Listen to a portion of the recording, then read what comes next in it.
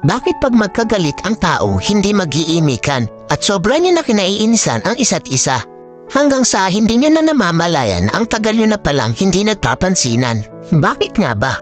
Dahil ba sa sama ng loob o maling nagawa o dahil sa mataas na pride?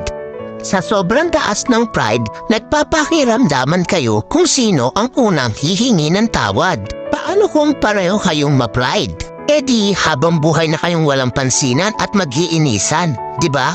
Alam niyo ba ang kasabihang, it's better to lose your pride because of your love than to lose your love because of your pride?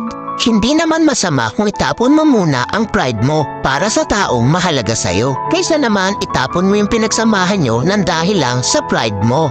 Wala namang masama o mawawala kung ikaw ang unang lalapit o iimik. Ika nga ang nagmamataas ang siyang ibinababa at ang nagpapakumbaba ang siyang itinataas. Kaya